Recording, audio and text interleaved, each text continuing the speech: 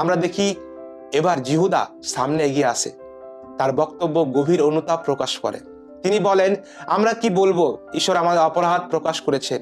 এখানে অপরাধ শুধু পেয়ালা বিষয় নয়, বহু বছর আগে যোসেফকে বিক্রি করা অপরাধ বোধও তাদের মনে জেগে উঠেছে।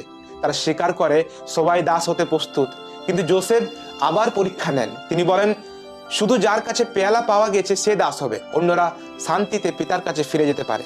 এখানে প্রশ্ন ওঠে, তারা কি নিজেদের বাঁচাবে নাকি বিন্যামিনের পাশে দাঁড়াবে?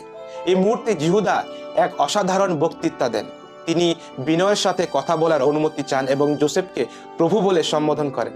তিনি প্রথম সফরের ঘটনাগুলি স্মরণ করিয়ে দেন, কিভাবে তার পিতা ও কনিষ্ঠ ভাইয়ের কথা বলেছিল, কিভাবে যোসেফ নিজেই বিন্যামিনের উপস্থিতির দাবি করেছিলেন। তিনি ব্যাখ্যা করেন, তাদের পিতা যাকব দুই পুত্রকে একই স্ত্রী রাহেল থেকে পেয়েছিলেন। একজনকে তিনি হারিয়েছেন, আর যদি অন্যজনকেও হারায় তবে বৃদ্ধ পিতা শোকে মারা যাবেন।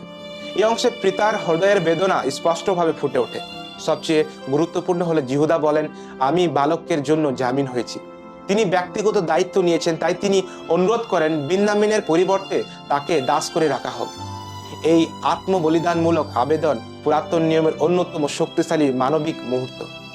একসময় তিনি যোসেফের বিক্রি করার প্রস্তাব দিয়েছিলেন, এখন তিনি নিজেকে উৎসর্গ করছেন। এখানে আমরা চরিত্রের রূপান্তরণ দেখি, অপরাধবোধ থেকে অনুতাপ, অনুতাপ থেকে আত্মত্যাগ। তাত্ত্বিকভাবে জিহুদার এক আত্মসমর্পণ ভবিষ্যতের মুক্তির পূর্বাভাস। জিহুদার বংশ থেকে রাজত্বের ধারাবাহিকতা চলবে, যার কথা আদি পুস্তক তার 49:10 আমরা দেখব।